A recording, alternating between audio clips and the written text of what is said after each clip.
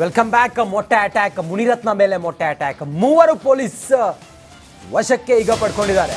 3 ಜನರನ್ನ ಪೊಲೀಸರು ವಶಕ್ಕೆ ಪಡ್ಕೊಂಡಿದ್ದಾರೆ. ನಂದಿನಿ ಲೇಔಟ್ ಪೊಲೀಸರಿಂದ ವಿಚಾರಣೆ ನಡೀತಾ ಇದೆ. ವಶಕ್ಕೆ ಪಡೆದವರ ವಿಚಾರಣೆ ನಡೀತಾ ಇದೆ. ಮೊಟ್ಟೆ ದಾಳಿ ಆಗ್ತಾ ಇದ್ದಂತೆ ಹಲ್ಲೆಗೆ ಮುಂದಾದ ಬಿಜೆಪಿ ಕಾರ್ಯಕರ್ತರು ಘಟನಾ ಸ್ಥಳಕ್ಕೆ ಉತ್ತರ ವಿಭಾಗ ಡಿಸಿಪಿ ಸೈದುಲ್ಲಾ ಅದಾಲತ್ ಭೇಟಿ ಕೊಟ್ಟಿದ್ದಾರೆ. ಹೆಚ್ಚಿನ ಭದ್ರತೆಗಾಗಿ ಕೆಎಸ್ಆರ್ಪಿ ತುಕಡಿಯನ್ನ ನಿಯೋಜನೆ ಮಾಡಿದ್ದಾರೆ.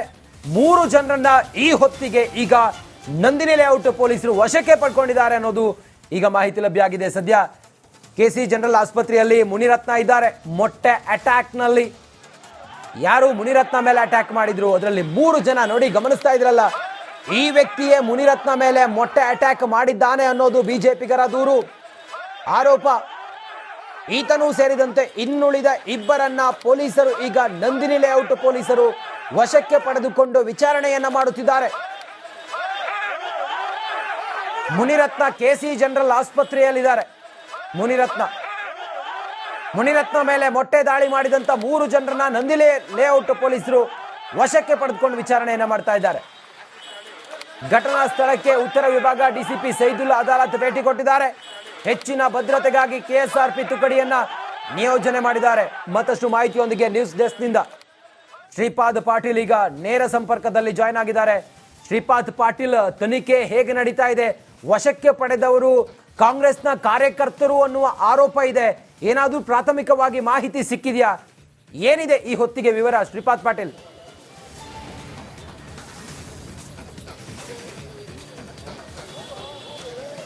ರಂಜಿತ್, ನಾನೀಗ ಘಟನೆ ನಡೆದಂತಹ ಎಕ್ಸಾಕ್ಟ್ ಲೊಕೇಶನ್ ಅಲ್ಲಿ ಇದ್ದೀನಿ. ತಾವು ದೃಶ್ಯಗಳಲ್ಲಿ ಗಮನಿಸ್ತಾ ಇರಬಹುದು, ಇದೇ ಏರಿಯಾದಲ್ಲಿ ಕಾರ್ಯಕ್ರಮದ ಆಯೋಜನೆಯನ್ನ ಮಾಡಲಾಗಿತ್ತು. ಅಲ್ಲೇನು ತಾವು ಗಮನಿಸ್ತಾ ಇದ್ದೀರಿ, ಪೆಂಡಾಲ್ ಹಾಕುವ ಮೂಲಕ ಇಲ್ಲಿ ಅಟಲ್ ಜಿ ಜನ್ಮ ಶತಮಾನೋತ್ಸವ ವಿಶೇಷವಾದಂತಹ ಕಾರ್ಯಕ್ರಮದ ಆಯೋಜನೆಯನ್ನ ಮಾಡಲಾಗಿತ್ತು.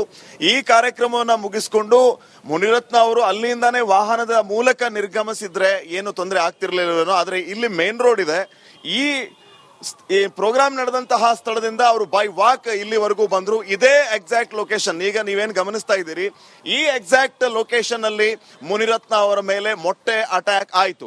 ನನ್ನ ಹಿಂದೆ ಇರುವಂತಹ ಈ ದೃಶ್ಯ ಗಮನಿಸ್ತಾ ಇದ್ದೀರಿ. ನನ್ನ ಹಿಂದೆ ಇರುವಂತಹ ಈ ಭಾಗ, ಇಲ್ಲಿ ಕಾರ್ಯಕ್ರಮದ ಆಯೋಜನೆಯನ್ನ ಮಾಡಲಾಗಿತ್ತು. ಇಲ್ಲಿ ಈ ಕಾರ್ಯಕ್ರಮದ ವಿಶೇಷ ಆಯೋಜನೆ ಮಾಡಿದ ನಂತರ, ಈ ಕಾರ್ಯಕ್ರಮ ಮುಗಿದ ನಂತರ ತಾವು ಗಮನಿಸ್ತಾ ಇರಬಹುದು, ಅಟಲ್ ಬಿಹಾರಿ ವಾಜಪೇಯಿ ಅವರ ಬ್ಯಾನರ್ ಫ್ಲೆಕ್ಸ್ ಗಳನ್ನ ಇಲ್ಲಿ ಹಾಕಲಾಗಿದೆ. ಈಗಲೂ ಕೂಡ ಸದ್ಯಕ್ಕೆ ಸ್ಥಳದಲ್ಲಿ ಪೊಲೀಸರ ನಿಯೋಜನೆಯನ್ನ ಮಾಡಲಾಗಿದೆ. ಅಂದ್ರೆ ಘಟನಾ ನಂತರ ಮತ್ತೆ ಏನಾದ್ರೂ ಬೆಳವಣಿಗೆ ಆಗಬಹುದು ಅಥವಾ ಆಗಬಾರದು ಅನ್ನೋ ನಿಟ್ಟಿನಲ್ಲಿ ಹಿರಿಯ ಪೊಲೀಸ್ ಅಧಿಕಾರಿಗಳು ಈಗ ಸ್ಪಾಟ್ ಅಲ್ಲೇ ಇದ್ದಾರೆ.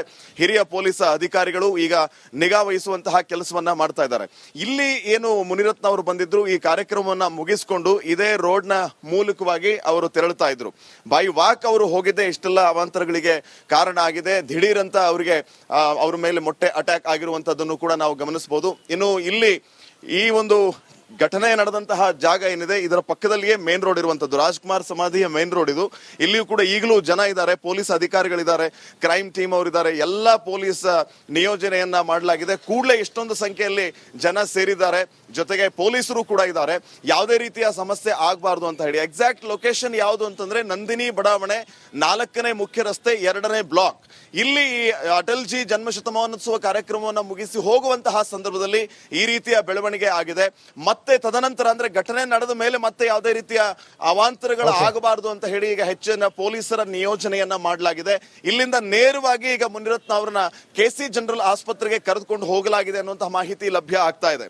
ಇಲ್ಲಿ ಏನೋ ಯಾವುದೇ ರೀತಿಯ ಸಮಸ್ಯೆ ಆಗಬಾರದು ಅನ್ನುವಂತಹ ವಿಚಾರದ ಹಿನ್ನೆಲೆ ಹೆಚ್ಚಿನ ಪೊಲೀಸರನ್ನ ನಿಯೋಜನೆ ಮಾಡಲಾಗಿದೆ. ಇನ್ನೊಂದು ವಿಚಾರ, ನಾವು ಇಲ್ಲಿ ಸ್ಪಾಟ್ಗೆ ಬಂದಂತಹ ಸಂದರ್ಭದಲ್ಲಿ ಒಂದು ವಿಚಾರ ಗೊತ್ತಾಯಿತು. ಇಲ್ಲಿನ ಸ್ಥಳೀಯರು ಅಥವಾ ಕಾಂಗ್ರೆಸ್ನವರು ಮುನಿರತ್ನ ಅವರಿಗೆ ಯಾವುದೇ ಕಾರಣಕ್ಕೂ ಕ್ಷೇತ್ರದಲ್ಲಿ ಅಡ್ಡಾಡುವಂತಿಲ್ಲ, ಕ್ಷೇತ್ರಕ್ಕೆ ಬರುವಂತಿಲ್ಲ ಅನ್ನುವಂತ ಎಚ್ಚರಿಕೆಯನ್ನ ಕೊಟ್ಟಿದ್ರಂತೆ. ಒಬ್ಬ ಕ್ಷೇತ್ರದ ಶಾಸಕ ಆದ್ಮೇಲೆ ಆ ಕ್ಷೇತ್ರದಲ್ಲಿ ಅವರು ಓಡಾಡಲೇಬೇಕಾಗತ್ತೆ.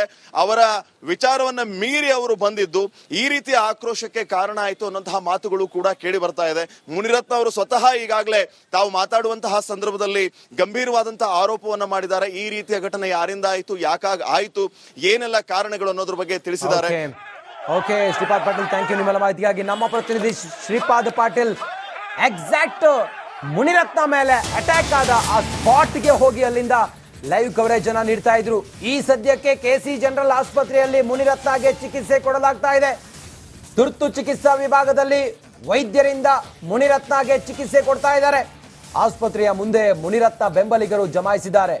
ಕೆಸಿ ಜನರಲ್ ಆಸ್ಪತ್ರೆ, ಮುನಿರತ್ನ ಅವರಲ್ಲೇ ಇದ್ದಾರೆ, ಚಿಕಿತ್ಸೆಯನ್ನ ಪಡ್ಕೊಳ್ತಾ ಇದ್ದಾರೆ. ತುರ್ತು ಚಿಕಿತ್ಸಾ ವಿಭಾಗದಲ್ಲಿ ವೈದ್ಯರು ಮುನಿರತ್ನಗೆ ಚಿಕಿತ್ಸೆಯನ್ನ ಕೊಡ್ತಾ ಇದ್ದಾರೆ. ಮೊಟ್ಟೆ ಅಟ್ಯಾಕ್ ಆದ ನಂತರ ಮುನಿರತ್ನ ಅವರನ್ನ ಕೆಸಿ ಜನರಲ್ ಆಸ್ಪತ್ರೆಗೆ ಕರ್ಕೊಂಡು ಹೋಗಿದ್ದಾರೆ. ಅಲ್ಲಿ ಅವರಿಗೆ ಚಿಕಿತ್ಸೆಯನ್ನ ಕೊಡ್ತಾ ಇದ್ದಾರೆ. ಮೊಟ್ಟೆ ಅಟ್ಯಾಕ್ ಆದ ಸ್ಥಳದಲ್ಲಿ ನಮ್ಮ ಪ್ರತಿನಿಧಿ ಶ್ರೀಪಾದ್ ಪಾಟೀಲ್ ಆ ಸ್ಥಳದಲ್ಲಿದ್ದು ಮಾಹಿತಿಯನ್ನ ನೀಡ್ತಾ ಇದ್ರು. ಎಲ್ಲಿ ಕಾರ್ಯಕ್ರಮ ನಡೀತಾ ಇತ್ತು, ಆನಂತರ ಎಲ್ಲಿ ಬಂದು ಅನ್ನೋದು. ಈಗ ಏನ್ ಗಮನಿಸ್ತಾ ಇದ್ದೀರಲ್ಲ, ಇದು ಕೆಸಿ ಜನರಲ್ ಆಸ್ಪತ್ರೆ ತುರ್ತು ಚಿಕಿತ್ಸಾ ವಿಭಾಗ. ಇಲ್ಲೇ ಮುನಿರತ್ನ ಚಿಕಿತ್ಸೆಯನ್ನ ಪಡ್ಕೊಳ್ತಾ ಇದ್ದಾರೆ. ಆಸ್ಪತ್ರೆಯ ಮುಂದೆ ಬಿಜೆಪಿಯ ಕಾರ್ಯಕರ್ತರು ಸೇರ್ತಾ ಇದ್ದಾರೆ. ಬ್ಯಾರಿಕೇಡ್ಗಳನ್ನು ಹಾಕಿ ಪೊಲೀಸರು ಅಲ್ಲಿ ಎಲ್ಲರನ್ನು ಕೂಡ ತಡಿತಾ ಇದ್ದಾರೆ. ನೇರ ದೃಶ್ಯಾವಳಿಯನ್ನ ಗಮನಿಸ್ತಾ ಇದ್ದೀರಿ.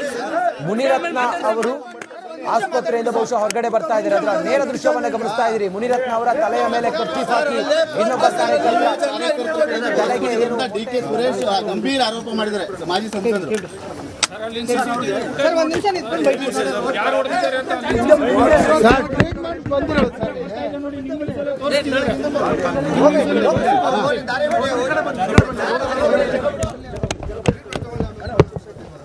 ಸುಸ್ತು ಬಿಡೋಣ, ಒಂದ್ 2 ನಿಮಿಷ ಟ್ರೀಟ್ಮೆಂಟ್ ಆದ್ಮೇಲೆ ಮಾತಾಡ್ತೀವಿ.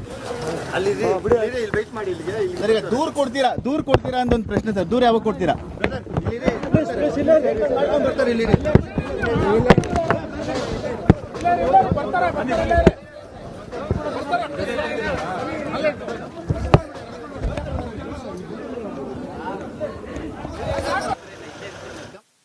ಮುನಿರತ್ನ ಈಗ ಆಸ್ಪತ್ರೆಯಿಂದ ಚಿಕಿತ್ಸೆಯನ್ನ ಪಡೆದುಕೊಂಡು ಹೊರಗಡೆ ಬಂದಿದ್ದಾರೆ.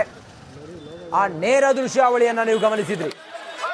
ಕೆಸಿ ಜನರಲ್ ಆಸ್ಪತ್ರೆಯಲ್ಲಿ ಮುನಿರತ್ನ ಚಿಕಿತ್ಸೆಯನ್ನ ಪಡೆದುಕೊಂಡಿದ್ದಾರೆ. ಕೆಸಿ ಜನರಲ್ ಆಸ್ಪತ್ರೆಯ ಮುಂದೆ ಮುನಿರತ್ನ ಅವರ ಬೆಂಬಲಿಗರು ಸೇರ್ತಾ ಇದ್ದಾರೆ. ಮುನಿರತ್ನ ಅವರಿಗೆ ಎಲ್ಲಿ ಅಟ್ಯಾಕ್ ಆಯ್ತು ಅದೇ ಸ್ಥಳದಿಂದ ನಮ್ಮ ಪ್ರತಿನಿಧಿ ಶ್ರೀಪಾದ್ ಪಾಟೀಲ್ ಮಾಹಿತಿಯನ್ನ ಕೊಟ್ಟರು.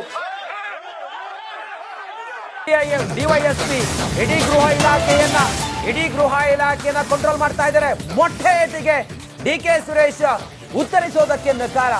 ಉತ್ತರ ಕೊಟ್ಟಿಲ್ಲ. ನನಗೆ ಘಟನೆ ಬಗ್ಗೆ ಏನು ಗೊತ್ತಿಲ್ಲ, ನಾನು ಮಾತಾಡಲ್ಲ ಅಂತೇಳಿ ಡಿಕೆ ಸುರೇಶ್ ಹೇಳಿದ್ದಾರೆ. ಬೆಂಗಳೂರಿಗೆ ಹೋಗಿ ನಾನು ಮಾತಾಡ್ತೇನೆ ಅಂತೇಳಿ ಡಿಕೆ ಸುರೇಶ್ ಹೇಳಿದ್ದಾರೆ. ಬೆಳಗಾವಿಯಲ್ಲಿ ಡಿಕೆ ಸುರೇಶ್ ಹೇಳಿಕೆಯನ್ನ ಕೊಟ್ಟಿದ್ದಾರೆ. ಮುನಿರತ್ನ ಮೇಲೆ ಮೊಟ್ಟೆ ಎಸೆದ ಪ್ರಕರಣದಲ್ಲಿ ಮುನಿರತ್ನ ಅವರು ಗಂಭೀರ ಆರೋಪ ಮಾಡಿದ್ದು ಡಿಕೆ ಸುರೇಶ್, ಡಿಕೆ ಶಿವಕುಮಾರ್ ಅವರ ಮೇಲೆ.